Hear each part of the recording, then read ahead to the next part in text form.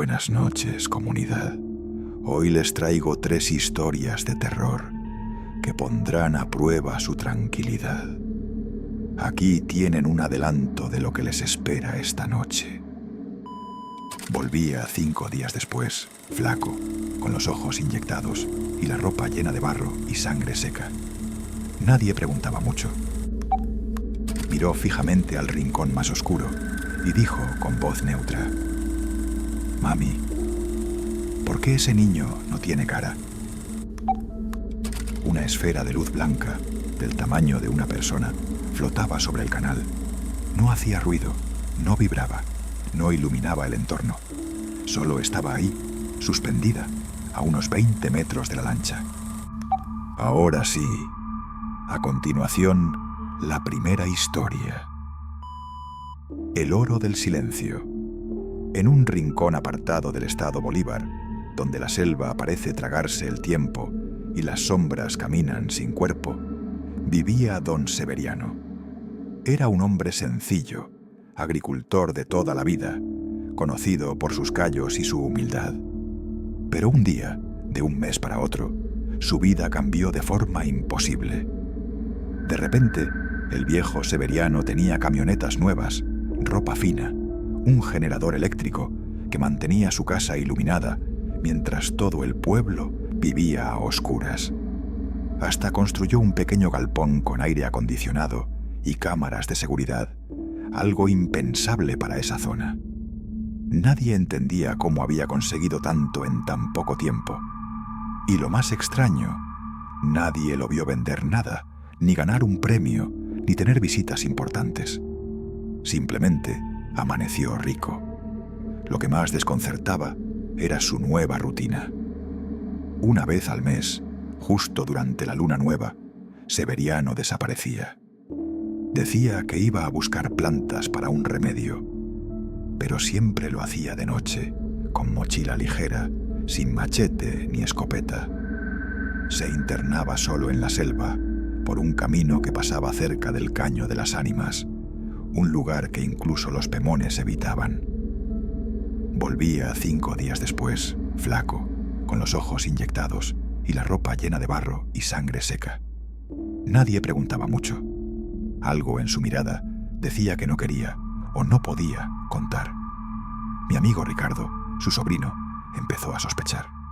Su mamá, hermana de Severiano, le decía que lo dejara quieto, que no se metiera en lo que no le llamaban. Pero Ricardo era terco. Un día, Severiano se emborrachó y dijo algo que no olvidaría jamás. Uno da lo que ama y recibe más de lo que sueña.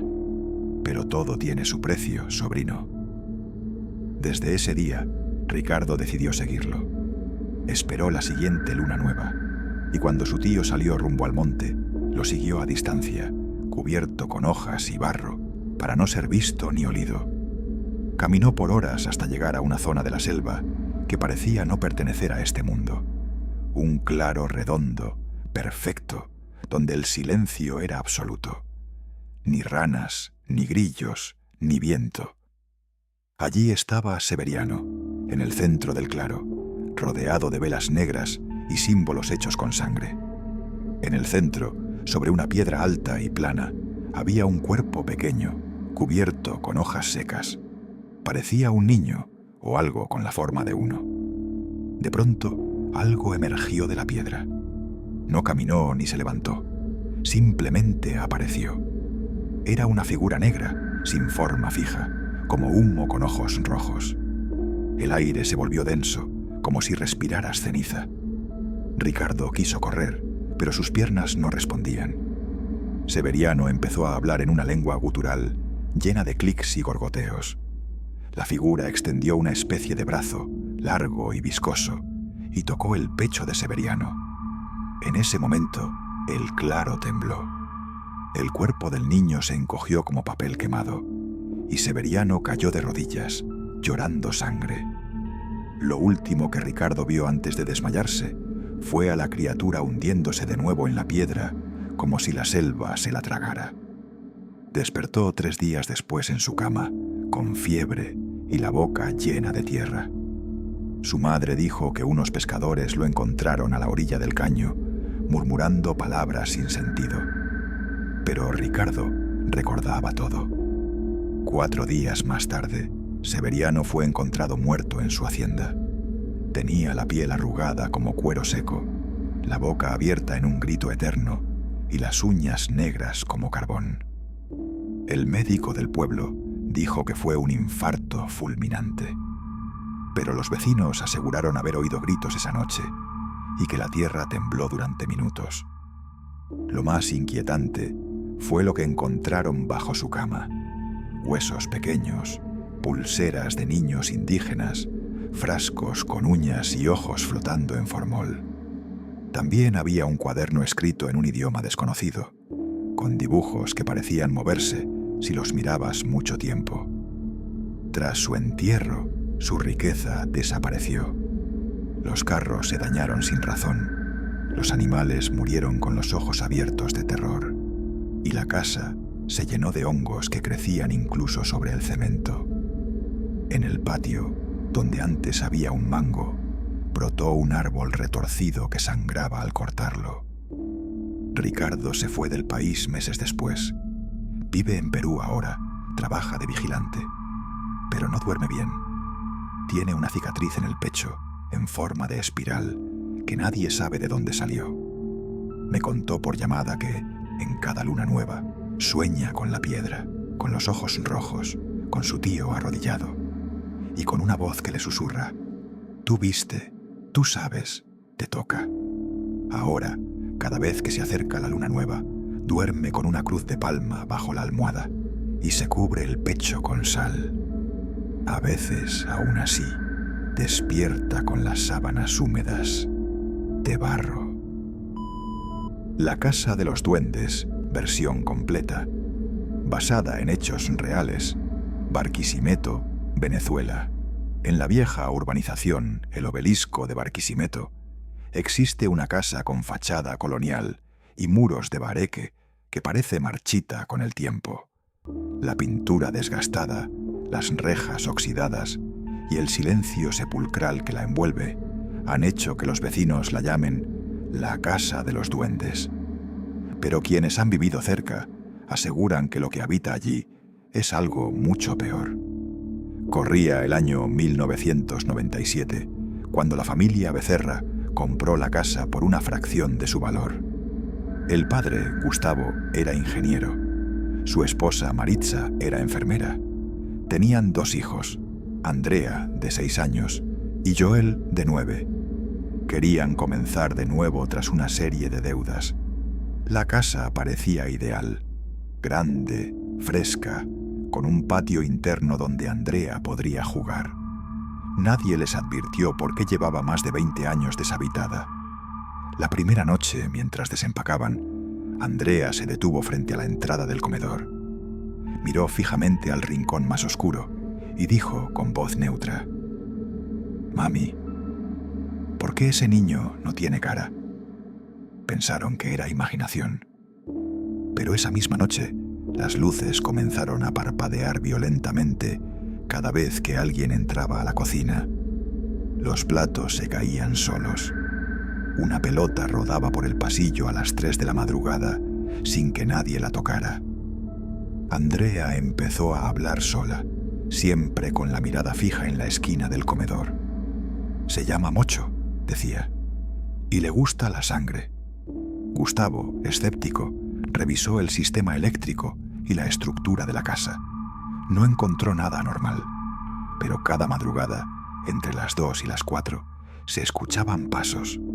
No eran de adultos, eran pasos pequeños, veloces, como de niños corriendo por el techo, por las paredes, por debajo de las camas.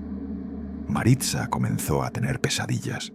Soñaba con figuras diminutas, con ojos desproporcionados y bocas llenas de dientes. Decían su nombre y reían, siempre reían. Una noche Maritza despertó, sintiendo que algo le alaba el cabello. Al abrir los ojos vio una silueta pequeña parada sobre el armario. No tenía rostro, pero sus ojos brillaban en la oscuridad. Luego saltó al suelo y se desvaneció bajo la cama. Asustados, fueron a hablar con una vecina mayor que vivía al final de la cuadra. Ella bajó la voz y les contó lo que muchos sabían, pero nadie decía. Esa casa era de una mujer llamada Benilde. Practicaba brujería. Decían que tenía pactos con duendes, pero no los de cuentos. Eran cosas deformes. Entidades que le traían favores a cambio de sangre. Enterraba fetos, gatos, sapos. Cuando murió, nadie se atrevió a entrar, ni a tocar nada. Algo quedó ahí, esperando. La familia decidió hacer una limpieza espiritual.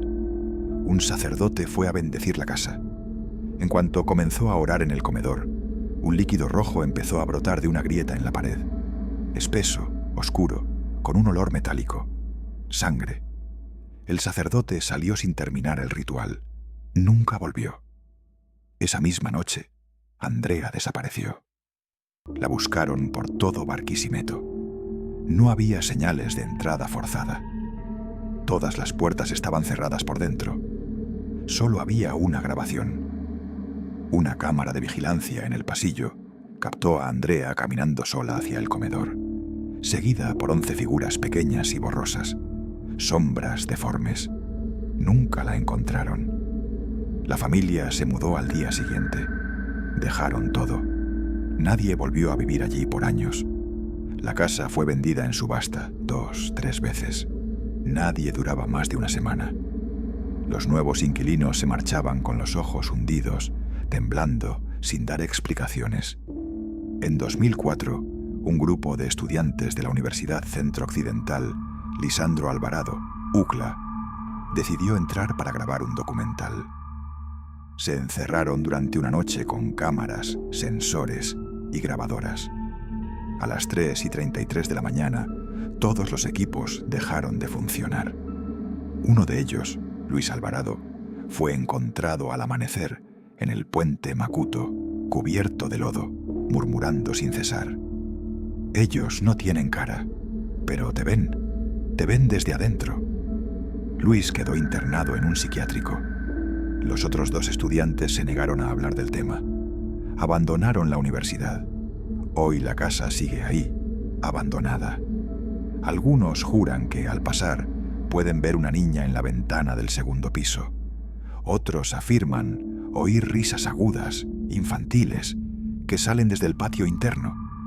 Pero nadie entra, ni por curiosidad. Se dice que, si te detienes demasiado cerca de la puerta, escucharás pasos, rápidos, nerviosos, como de pequeños pies descalzos corriendo detrás de ti. Y si te das la vuelta, quizás sea demasiado tarde. Recuerda, si estás disfrutando el video hasta ahora, tu like y suscripción ayudan un montón. Continuemos con la siguiente historia. La Luz del Estero, basada en hechos reales, Zulia, Venezuela. En el sur del lago de Maracaibo, donde el calor es pesado y las noches parecen eternas, existe un caserío llamado La Victoria de Santa Rosa. Es un lugar rodeado de esteros, manglares y silencio. Allí, entre caminos de tierra y casas de palma, hay una historia que los viejos susurran con temor. La historia de la luz que camina sobre el agua. En 2008, Rafael Duarte, ingeniero eléctrico de Corpoelec, fue enviado a inspeccionar fallas recurrentes en el sistema eléctrico que cruzaba el estero. Reportes señalaban que, desde hacía semanas, los apagones comenzaban justo a las 3 de la mañana, siempre en las zonas más cercanas al agua. Lo acompañó un técnico auxiliar, Andrés Salazar, nativo de la región. Para llegar al lugar, debían atravesar un canal en lancha. El conductor, un pescador viejo llamado Celestino, se negó a cruzar después de las 6.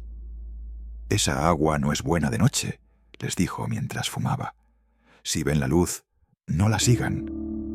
Rafael se rió. Pensó que era superstición. Pero Andrés, criado en esas tierras, se puso tenso. Zarparon igual. Comenzaron a revisar líneas a las 4:30 de la tarde y todo parecía normal. El calor era espeso y los zancudos formaban nubes densas. Revisaron transformadores, torres y registros sin encontrar problemas. Alrededor de las 6:40 de la tarde, mientras Rafael tomaba fotos de la última torre, la brisa se detuvo. Todo quedó en un silencio extraño. Ni ranas, ni grillos, ni aves. Solo el rumor del agua. Y entonces la vieron. Una esfera de luz blanca, del tamaño de una persona, flotaba sobre el canal. No hacía ruido, no vibraba, no iluminaba el entorno. Solo estaba ahí, suspendida, a unos 20 metros de la lancha. Se movía suavemente, como si respirara. «Vámonos», dijo Andrés en voz baja. «Eso no es una linterna, no es de aquí». Rafael intentó grabarla con su celular, pero al apuntar, la luz se desplazó rápidamente hacia ellos. El motor de la lancha se apagó de golpe. La temperatura bajó. Rafael trató de remar, pero el agua estaba densa, como si los remos no tocaran fondo. La esfera se acercó. Dentro empezaron a ver algo. Era una figura, femenina, pero no tenía rostro. Su piel era blanca y lisa, como hecha de cera. Donde debían estar sus ojos, había 2 hundimientos negros. Levantó un brazo largo, delgado, y señaló directamente a Rafael. Andrés gritó y se lanzó al agua. Rafael se paralizó. No podía moverse. Sentía que la figura le hablaba, no con palabras, sino con una presencia invasiva, fría, que se metía en su mente. En un instante, todo se volvió negro. Despertó en la orilla del canal, solo, con las ropas húmedas y tierra negra en las manos. Andrés no estaba. Lo buscaron durante 3 días. No encontraron el cuerpo, solo su gorra, flotando cerca del manglar. La lancha fue hallada intacta, sin signos de choque o alteración. Los equipos electrónicos de Rafael estaban todos dañados. Los archivos de grabación, borrados. Solo quedaba una foto parcial en su celular. Una mancha blanca en el horizonte, distorsionada, sin forma clara. Después de ese suceso, Rafael renunció. Se mudó a Mérida. Su esposa contó que ya no era el mismo. Se despertaba siempre a las 3:33 de la mañana, bañado en sudor, diciendo: «Ella viene por mí», me marcó. Según los lugareños, lo que Rafael vio no era nuevo. La historia se remonta a los tiempos coloniales. Una curandera africana fue acusada de brujería y asesinada junto a su hija en las aguas del estero. Desde entonces, dicen, su espíritu vaga como una luz blanca, buscando reemplazos para su niña perdida. Cuando encuentra a alguien con la marca, se lo lleva. Hoy en día, en la Victoria de Santa Rosa, nadie cruza el estero de noche. Y si la luz aparece, se apagan todas las velas, se cierran puertas, se tapan espejos. Porque si ella te ve, ya no hay vuelta atrás. Y si la escuchas llamarte con voz de niña, no respondas, nunca respondas.